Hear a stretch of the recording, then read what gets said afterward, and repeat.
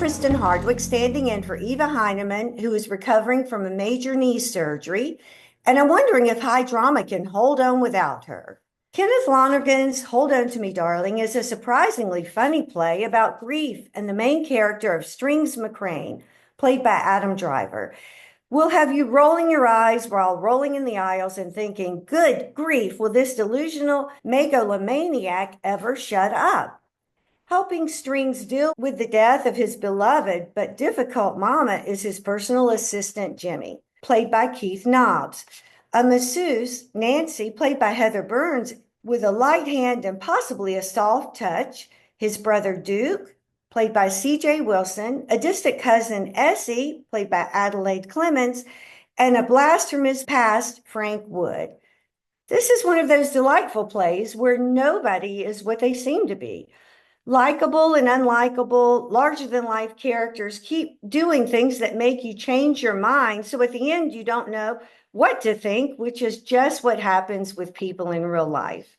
It was nice to see Adam Driver. He has that rare gift of being appealingly awful so that I can root for him while at the same time being disgusted with him. Keith Nobbs plays the perfect sidekick, slavishly devoted to this self-involved person and never giving up on his loyalty. With a less skilled cast, this play could be a disaster. Nobody likes whining, manipulative, grasping people. Here they are sympathetic and understandable, and most important, believable. Nobody knows really when it's a good time to let go or hold on.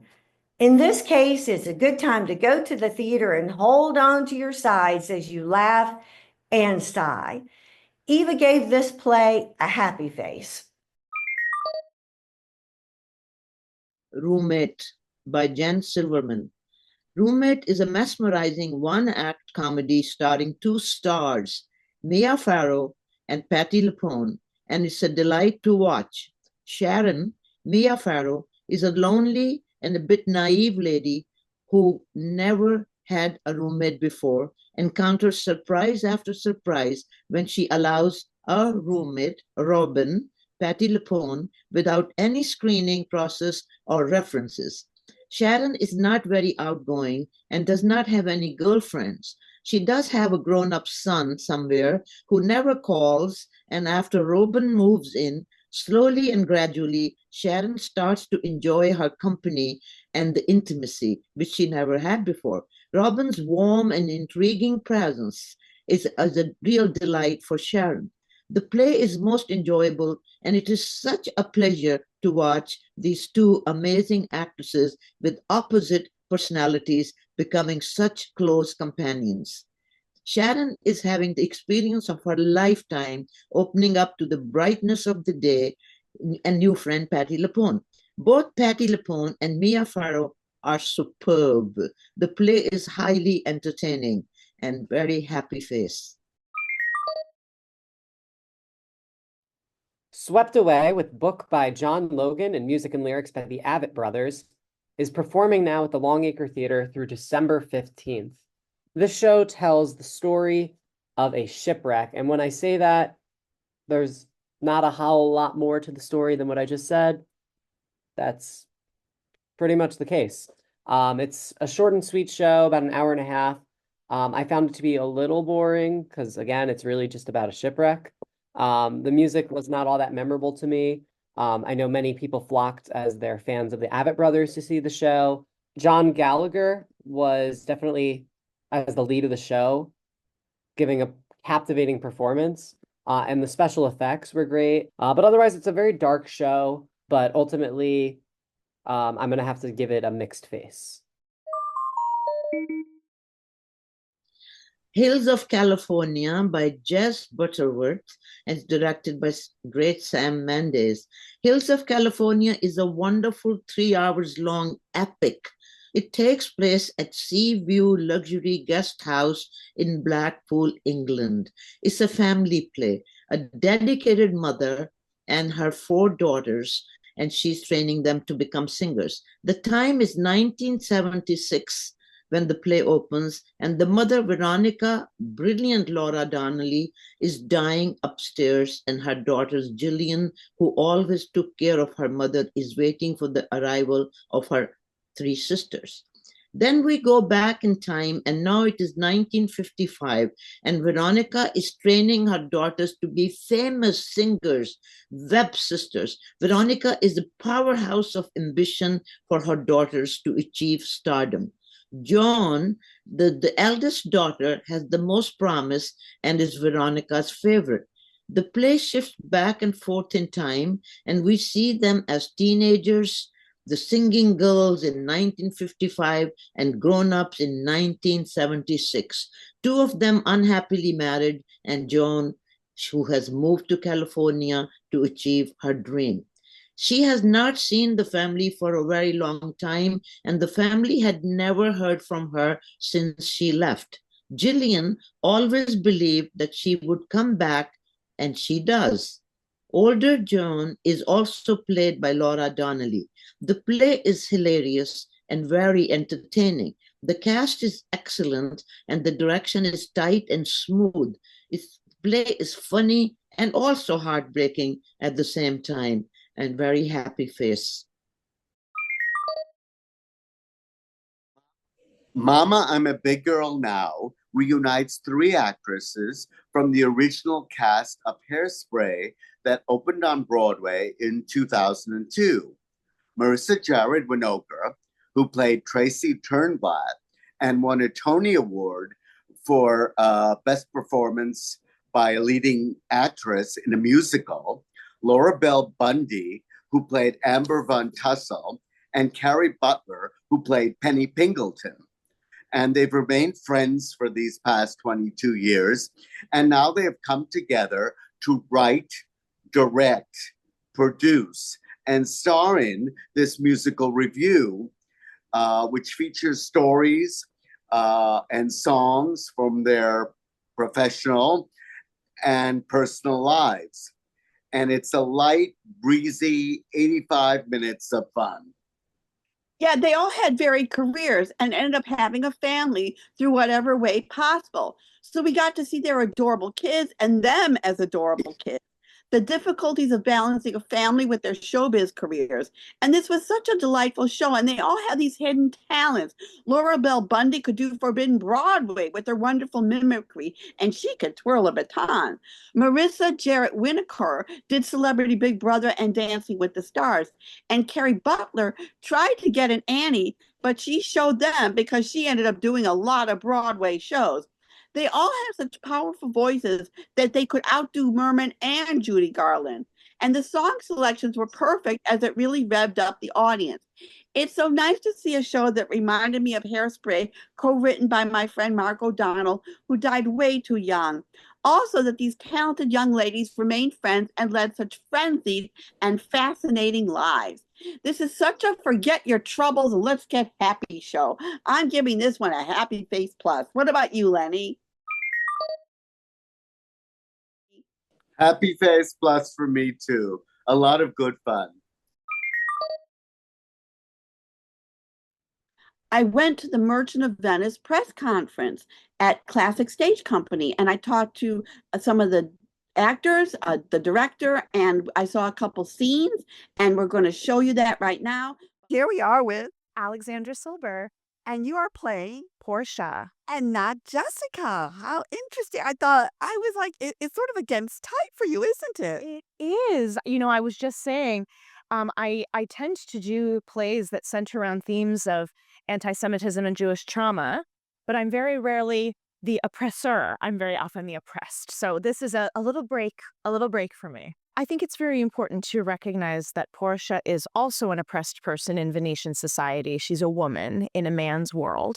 And despite being kept in a gilded cage of the prison of her father, it's still a cage. And very often, oppressed people find agency by oppressing and putting others down. And unfortunately, I think it's very, very common. And the world is not full of good people and bad people. It's filled with good people who do evil things, bad people who sometimes show extraordinary compassion, and everything in between. So, what do you think about this version of Merchant of Venice? It's certainly wacky and explosive, and I think it's Igor's attempt to bring The Merchant of Venice back to its original tone, which was a raucous comedy that lambasts every corner of society, including Jews. It has a lot of racist jokes. It has a lot of nationalist jokes. It's scene after scene after scene where really crude comedy reigns supreme. And I think the world that he's brought us into of a late night sketch comedy show or a Tonight Show type model gives us an opportunity that comics still sort of have in society, which is to be deeply critical of social norms, of political correctness, etc., and hopefully have a good time laughing, but also inside that laughter take time to reflect upon how the awfulness of what we're pointing the finger at and laughing at can cause real pain and can cause real damage in society as well. One of the things that's really interesting about this particular production is that in bringing it back to its initial comedy, it not only gives us an opportunity to see how the original people saw it, the original audience saw it, but to be deeply critical of our own society and how easily we hate people different from us and who we disagree with. Hello, here we are with, Theo Knight, and you play, Antonio. and I just love that. I was just saying to Igor that you are making this a public access show because I am a public access show. So that's why I was laughing so hysterically. That's perfect. That's perfect. So what do you think about public access shows? I have to ask. I love them. How I don't know. I don't have anything else to add other than that. But I mean, I've watched them. I like them. I don't have one though myself. So you're too busy for one. No, that's not true. Not true at all. But you probably could give us a lot of pointers. So we should probably talk after this. So you write the opening monologue. How do you get tasked with that? By being cast as Antonio. No, this is a very collaborative world. So we all are constantly contributing and coming up with ideas and coming up and creating things. So it's like that's how our director works. And so you're just constantly reinventing. That's the 7th draft of the monologue. So that I finished up last night. So we're still working. It's a work in progress. Is this to make Antonio a more likable character? Because personally, I can't stand Antonio. I think the device is to try to find the Antonio that walks in everyday life, if that makes sense, and that maybe is you don't understand, maybe caught off guard a little bit by, where he goes in this play and what he becomes. I think that's the idea. 3,000 ducats. Wow. Aye, sir. For 3 months. For 3 months. Well, for the which, as I told you, Antonio shall be bound. Antonio shall become bound. Now you said me, will you pleasure me? Shall I know your answer? 3,000 ducats for 3 months, and Antonio bound. Your answer to that? Antonio is a good man. Have you heard any imputation to the contrary? Oh, no. My meaning in saying he is a good man is to have you understand me that he is sufficient. Yet his means are in supposition. He hath an argosy bound to Tripolis, another to the Indies. I understand, moreover, upon the Rialto he hath a third at Mexico, a fourth for England, and other ventures he hath squandered abroad. Ships are but boards, sailors but men, there be land rats and water rats, water thieves and land thieves. I mean, Hyrax. Ah.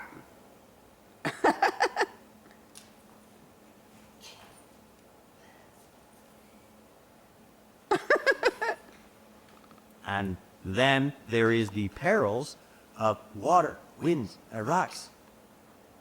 The man is notwithstanding sufficient 3,000 buckets.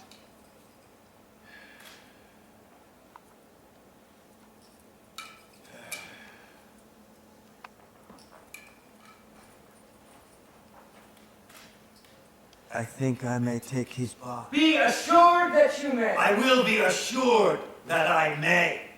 And that I may be assured I will bethink me.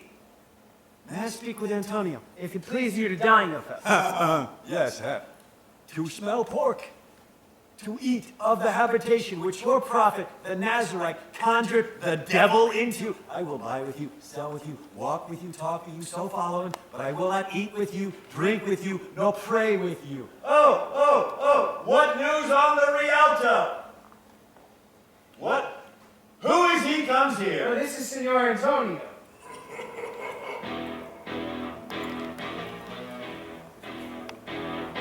How like a fawning publican he looks. I hate him, for he is a Christian, but more, for that in low simplicity he lends out money gratis, brings down the rates of usage here with us in Venice. If I can catch him once upon the hip, I will feed fat the ancient grudge. I dare him.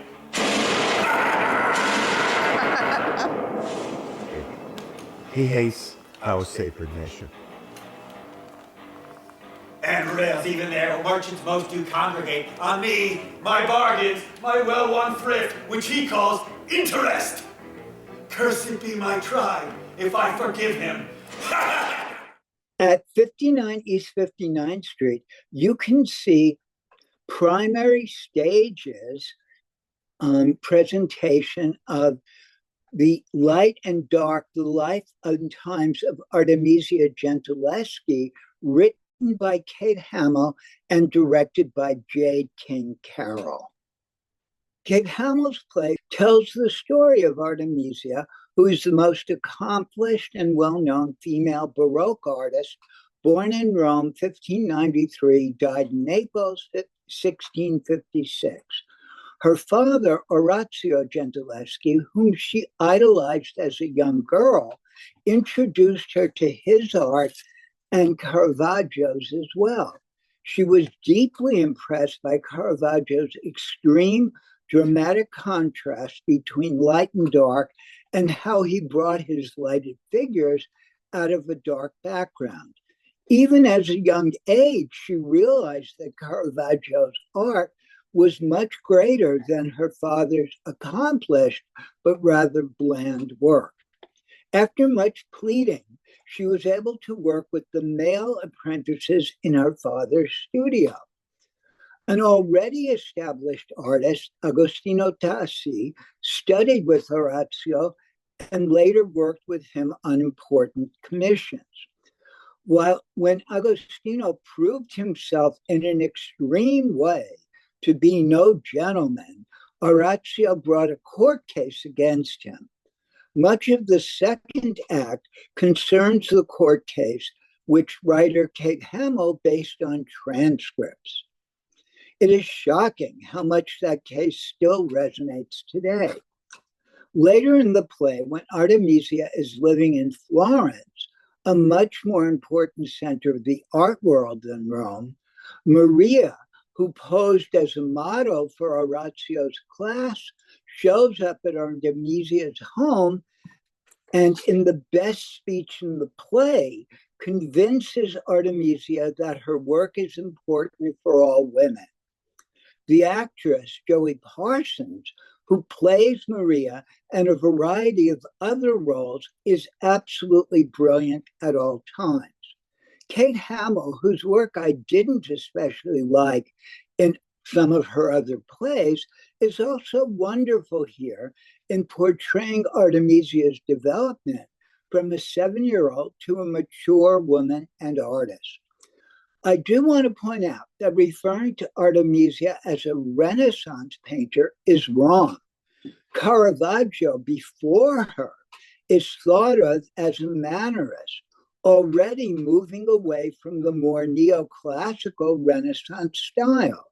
And Artemisia is generally considered as an example of full-blown Baroque style, which emphasized extreme action, heightened emotion, and agitated painting style.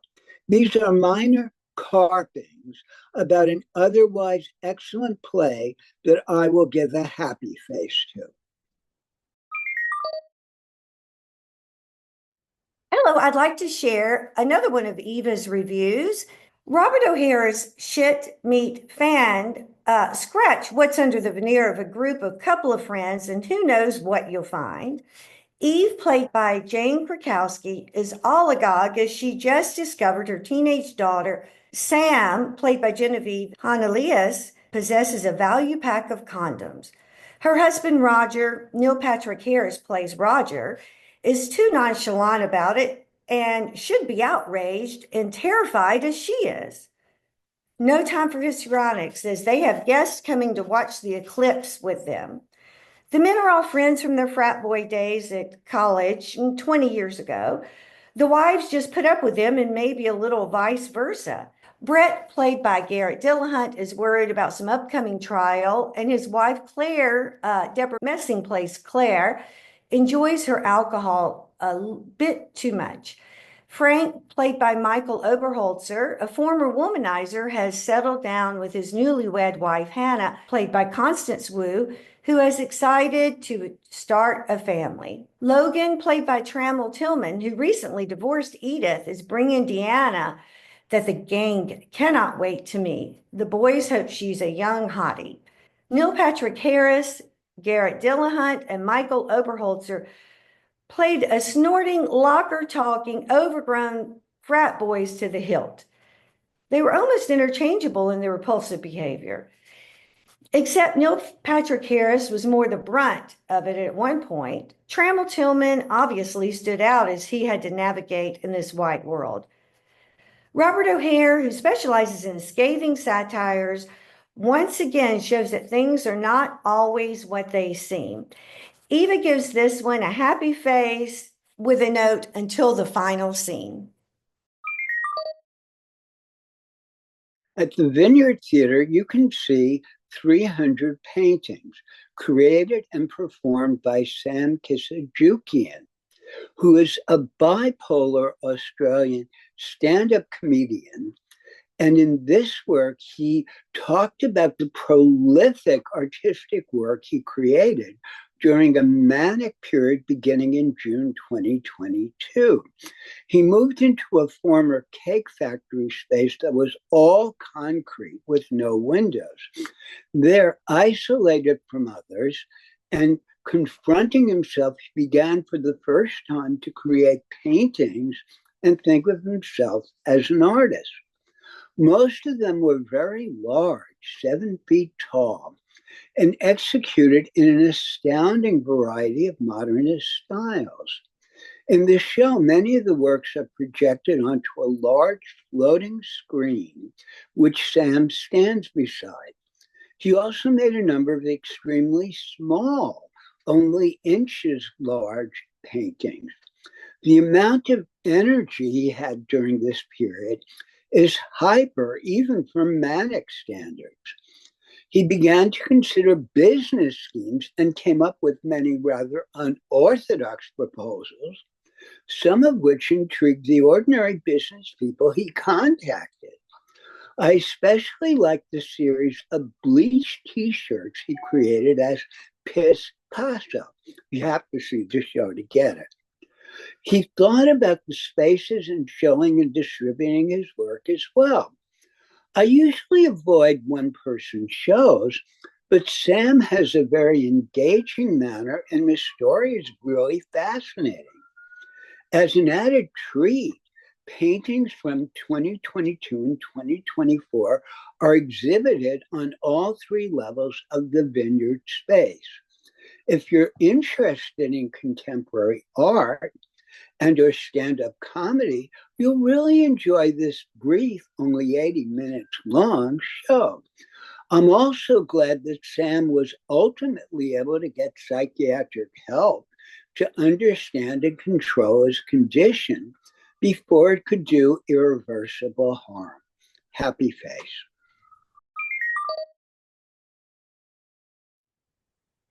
Hello, now I'd like to share with you Eva's review of Music City. Music City with book by Peter Zinn, music and lyrics by J.T. Harding is a hard-driving musical about how hard it is to break into the music business. Welcome to East Nashville and the Wicked Tickle. TJ, played by Stephen Michael Spencer, is wowing the customers with his music. A music agent, Leanne, for the legendary Stucky Styles, is quite taken with their music and wants a demo from them. This could be their big break, but they don't have the money to make a demo, being poor musicians. Drew figures they can get the money from the only one they know, who is Bakerman, a notorious drug dealer who sells his products in cookies. They make a bargain with the devil and agree to deliver his cookies in exchange for the money. TJ and Drew now have the demo and have an appointment with Leanne. Unbeknownst to TJ and Drew, Leanne just wants their songs for Stucky. But Stucky balks as he wants to make up his own songs, even though they haven't been doing very well. Also, TJ doesn't want to give up his songs, even if it is to Stucky. Will TJ give in and let Stucky take his songs, or will he hold on and still try to make it on his terms? This was such a heartfelt musical. This is immersive, so you're surrounded by the actors, and the whole place has been transformed into a country western dive. Jonathan Judge Russo, as Drew, tried so hard to look after his little brother TJ, but made the wrong choice in turning to Bakerman. Casey Schuler and Stephen Michael Spencer made such an appealing couple that I was rooting for them to have their happy ending despite everything working against them. Music City will get your pulse racing and your feet tapping and your throat choked up. And Eva gave this one a happy face. Thank you for joining us today. We want to let you know our next show is December the 28th. We send our best wishes to Eva for a speedy recovery.